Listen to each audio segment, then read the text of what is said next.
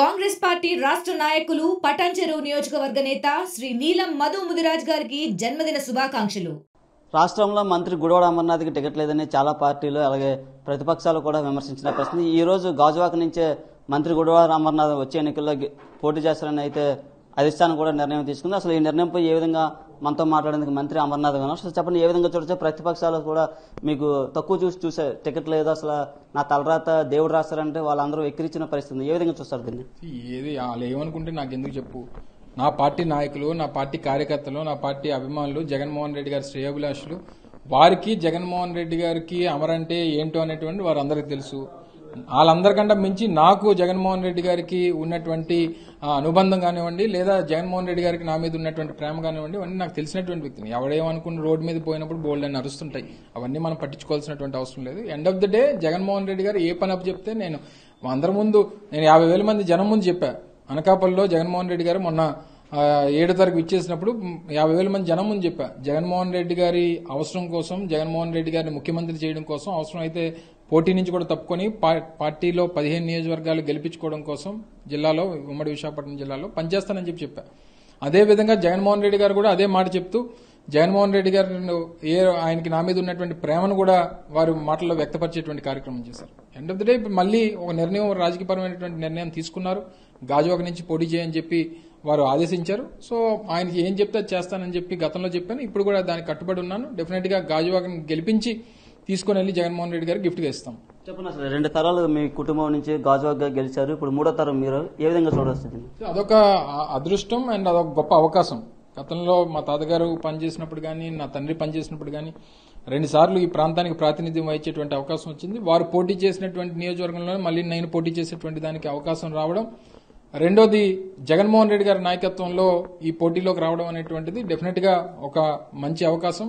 ఈ ప్రాంత ప్రజల తాలూకు ఆశీస్సులు గతంలో కూడా మీరు 2019లో చూశారు. ఎంత పెద్ద వ్యక్తులు వచ్చి ఇక్కడ పోటీ చేసినా సరే వైఎస్ఆర్ కాంగ్రెస్ పార్టీని గెలిపించేటువంటి బాధ్యత ఈ ప్రాంత ప్రజలు తీసుకున్నారు. డెఫినెట్ గా రేపు కూడా అదే రకమైనటువంటి ఫలితాలు కూడా ఉంటాయి. అంటే చాలా మంది కూడా ఇక్కడ గాజువాక నుంచి పవన్ కళ్యాణ్ పోటీ చేయాలని కొంతమంది వాళ్ళ పార్టీ నేతలు కోరుతున్నారు. సో ఒక పవన్ కళ్యాణ్ పోటీ చేస్తే ఏ విధంగా చూడొచ్చు? పవన్ కళ్యాణ్ గారు పోటీ చేసినా, లేకపోతే చంద్రబాబు నాయుడు గారు పోటీ చేసినా, లోకేష్ పోటీ చేసినా, ఎవరు పోటీ చేసినా రేపు మా స్టాండ్ మార్చుకోం కదా. రేపు ముగ్గురు కలిసి నాయన్ని పెట్టినా మేమే కంటెస్ట్ లో ఉంటాం. సో ఎవరు వచ్చినా సరే, ఎవరు చేసినా సరే మా పార్టీ స్టాండ్ మాది. సో మేము అవతల వాళ్ళు ఎవరిని పెడితే వాళ్ళు పలానాలు పెట్టారు కాబట్టి మేము మళ్ళీ ఇంకోళ్ళని తీసుకుని వచ్చి పెడతాం అనేటువంటిది అసలు ఆలోచన మాకు లేదు.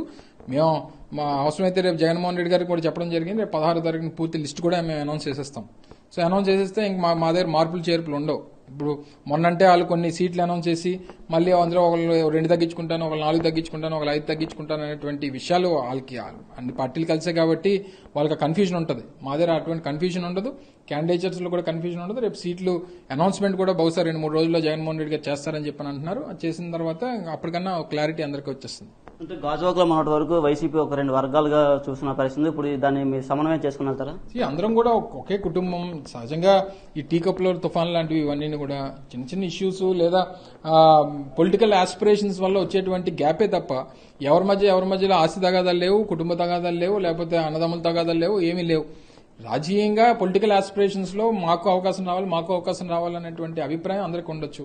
ఇప్పుడు నాకు నాగిరెడ్డి గారు తండ్రి లాంటి వారు, చందు సోదరు లాంటి వాడు, వాళ్ళతో కలిసి ఆ కుటుంబాలతో కలిసి 40-50 సంవత్సరాల నుంచి పరిచయాలు ఉన్నటువంటి వాళ్ళం. అందరం కలిసికట్టుగా రేపు అవకాశం వచ్చినప్పుడు అందరం కలిసికట్టుగా పనిచేస్తాం, పార్టీ విజయానికి పనిచేస్తాం. సో వాళ్ళందరి తాలూకా మద్దతును తీసుకుని సమన్వయం చేసుకుని ఎవరికి ఏ రకమైనటువంటి ఇబ్బంది లేకుండా చూసుకునేటువంటి బాధ్యత కూడా తీసుకుంటాం. అనకాపల్లి నుంచి అనుబంధం ఏ విధంగా ఉందో? 5 ఏళ్ళు అక్కడ పనిచేశారు. డెఫినెట్ గా అది ఎప్పటికీ కూడా అంటే గ్యాప్ వచ్చేటువంటి పరిస్థితి ఏ రోజు కూడా ఉండదు.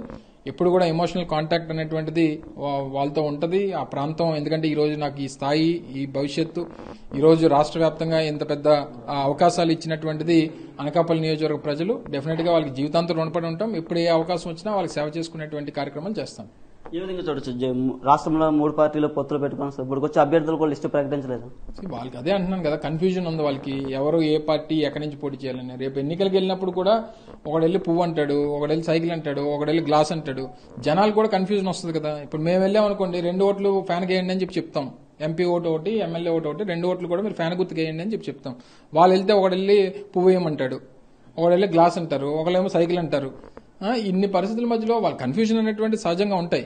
సహజంగా ఎప్పుడు ఇన్ని రాజకీయ పార్టీలు ఎందుకు కలుస్తాయి? మేము బలంగా ఉన్నాయి కాబట్టి వాళ్ళందరూ కూడా కలిశారు. వాళ్ళు అంతిమ విజయం విజయం ఏంటి? వాళ్ళకి జగన్మోహన్ రెడ్డి గారిని ఓడించాలన్నట్టు అది జరిగే పని కాదు. సో ఏదేమైనప్పటికీ ఎండ్ ఆఫ్ ది డే రేపు జరగబోయేటువంటి ఎన్నికల కురుక్షేత్రంలో అంతిమ విజయం వైఎస్ఆర్ కాంగ్రెస్ పార్టీది, జగన్మోహన్ రెడ్డి గారిది. వీళ్ళు ఎంతమంది కలిసి వచ్చినా ఏం చెప్పినా సరే వాళ్ళు సీట్లు అనౌన్స్ చేసుకోవడానికి ఇబ్బందులు పడేటువంటి పరిస్థితులు ఉన్నాయి. సో ఇంకా రానున్నటువంటి కాలంలో మరిన్ని ఇబ్బందులు పడతారు. ఒకవేళ మీరు గాజువాక్ నుంచి ఎమ్మెల్యేగా పోటీ చేస్తే స్టీల్ ప్లాంట్ మళ్ళీ ఏమైనా గాజువాక్ లో మీరు పోటీ చేసి గెలిస్తే స్టీల్ ప్లాంట్ విషయంలో ఏమైనా మళ్ళీ స్టాండ్? ఇవన్నీ ఎప్పుడూ కూడా ఒకటే స్టాండ్. ఇది రాష్ట్ర వ్యాప్తంగా ఉన్నటువంటి సమస్య. పూర్తి స్థాయి సమస్య ప్రైవేటీకరణ చేయకూడదు అనేటువంటిది ఆంధ్రప్రదేశ్ రాష్ట్ర ప్రజలు తాలూకా అభిప్రాయం. దానికి మొదటి నుంచి వైఎస్ఆర్ కాంగ్రెస్ పార్టీ స్టాండ్ ప్రైవేటీకరణకి మేము వ్యతిరేకం అన్నది. ఇప్పటి వరకు దొంగ మాటలు చెప్పినటువంటి తెలుగుదేశం పార్టీ, ఇతర రాజకీయ పార్టీలు వాళ్ళు సమాధానం చెప్పాలి. ఇప్పుడు మీ స్టాండ్ ఏంటని రేపు పల్లాశ్రీని గారు కల్పించినప్పుడు అయ్యా మీరు దీక్ష చేశారు కదా గతంలో, ఇప్పుడు మీ స్టాండ్ ఏంటి? మీ పార్టీ 3 పార్టీలు కలిసి వస్తున్నాయి కాబట్టి భారతీయ జనతా పార్టీ ప్రైవేటీకరణ చేస్తామని చెప్పింది కాబట్టి మీరు మీ స్టాండ్ ఏంటి చెప్పండి అని చెప్పి ఆయన అడగాలి. మీరు మాది నేను రేపు ఉదయం నేను నిద్రలో నన్ను లేపడిగినా మేము ప్రైవేటీకరణ వ్యతిరేకమని చెప్తాను. కానీ రేపు వాళ్ళు చెప్పాలి కదా అది. సో వీళ్ళు వెనకాతల మా మీద నెపం పెట్టి స్టీల్ ప్లాంట్ ప్రైవేటీకరణ అయిపోతుంది అని అంటే వైఎస్ఆర్ కాంగ్రెస్ పార్టీ ఆపట్లేదు, జగన్మోహన్ రెడ్డి గారు ఇదంతా చేంజ్ చేస్తున్నారు అనేటువంటి తప్పుడు మాటలు ఏవైతే మా మీద బురజల్లేటువంటి కార్యక్రమం చేశారో ఇవన్నీ కూడా రేపు జరగబోయేటువంటి పొత్తుల ద్వారా ఇవన్నిటికి కూడా సమాధానం ఉంటుంది. తిరిగి మళ్ళీ వాళ్ళు ప్రజలకు సమాధానం చెప్పాల్సినటువంటి బాధ్యత కూడా వాళ్ళ మీద ఉంది. వాళ్ళు చెప్పాల్సినటువంటి సమాధానం అది తప్ప మా సమాధానం ఎప్పుడు కూడా ఆ స్టాండ్ మీద మేము ప్రైవేటీకరణకు వ్యతిరేకం. బీజేపీ ఇంటర్నల్ గా మీతో కూడా టచ్ లో ఉందని మళ్ళీ ఇదే ఎందుకుంటే చెప్పు, నువ్వు ఏదన్నా అడగడానికి ఇదే మాట మేము మొదటి నుంచి మమ్మల్ని అంటున్నారు. గతంలో ఇదే చంద్రబాబు నాయుడు మీరు జగన్మోహన్ రెడ్డి గారికి ఓటేస్తే మోడీకి ఓటేసినట్టే అనేటువంటి మాట చెప్పారు. సో ఈ రోజు ఏ రకమైనటువంటి పరిస్థితి వచ్చిందో చూసాం మనం. ఇప్పుడు ఎవరికి ఓటేస్తే ఎవరికి ఓటేసినట్టు? ఇప్పుడు మళ్ళీ చంద్రబాబు నాయుడుకి ఓటేస్తే మరి మోడీకి ఓటేసినట్టు కదా, మరి మోడీకి ఓటేస్తే చంద్రబాబు నాయుడుకి ఓటేసినట్టు కదా. ఇవన్నీ కూడా మాట్లాడేటప్పుడు మనం ఏం మాట్లాడుతున్నాం, రేపు మన భవిష్యత్తు ఏంటి, మనం ఒంటరిగా పోటీ చేయగలమా లేదా, రేపు మనకు ఆ శక్తి ఉందా లేదా, ఇవన్నీ ఆలోచించుకొని పెద్ద ఆయన మాట్లాడాలి. ఆయనకి అది ఓపిక లేదు, ఏది పడితే అది మాట్లాడతాడు. తిరిగి నేను మాట్లాడలేదంటే లేకపోతే జనం మర్చిపోయారని చెప్పి అనుకుంటాడు ఆయన. అన్ని కూడా ప్రజలకు గుర్తుంటాయి. ఏదేమైనప్పటికీ తిరిగి వీటన్నిటికీ కూడా బాధ్యత ఈరోజు రాష్ట్రం ఈ రకంగా ఉండడానికి, ఈ పరిస్థితులు రావడానికి కూడా కారణం తెలుగుదేశం పార్టీ, కేంద్రంలో ఉన్నటువంటి రాజకీయ పార్టీలు, ఇవన్నిటి కూడా కారణం. దీని అన్నిటి కూడా ప్రజలు సమాధానం చెప్తారు. ముగ్గురు ఒకే వేదిక పంచుకున్నారు. దాన్ని ఒకే వేదిక అన్ని పంచుకుంటారు. వాళ్ళు ఇప్పుడు సీట్లు పంచుకుంటున్నారు, వేదిక పంచుకోవడానికి ఏముంది? సో ఎవరు ఏంటి, వాళ్ళ బలాలు ఏంటి అనేటువంటిది ప్రజలు నిర్ణయిస్తారు. సో డెఫినెట్ గా ఎండ్ ఆఫ్ ద డే వారి తాలూకా బలం ఏంటో అనేటువంటిది అంతిమ నిర్ణయం రేపు రాబోయేటువంటి ఎన్నికల ఫలితాల్లో వస్తాయి. తిరిగి 2019 ఎన్నికల ఫలితాలు మళ్ళీ రిపీట్ అవుతాయి. ఇది మంత్రి గుడివాడ అమర్ చెప్తున్నారు. వచ్చే ఎన్నికల్లో పూర్తిగా వచ్చేది వైసీపీ ప్రభుత్వమే, ప్రతిపక్షాలకి ప్రజలకు తగిన బుద్ధి చెప్తారని చెప్తున్న పరిస్థితులు వీడియో ఛానల్ సాగుతున్నాడు. RTV విశాఖ నుంచి మరిన్ని వీడియోస్ కోసం ఛానల్ ని సబ్స్క్రైబ్ చేయండి. లేటెస్ట్ అప్డేట్స్ కోసం వాట్సాప్ ఛానల్ ని ఫాలో చేయండి. అండ్ లింక్ డిస్క్రిప్షన్ లో ఉంది.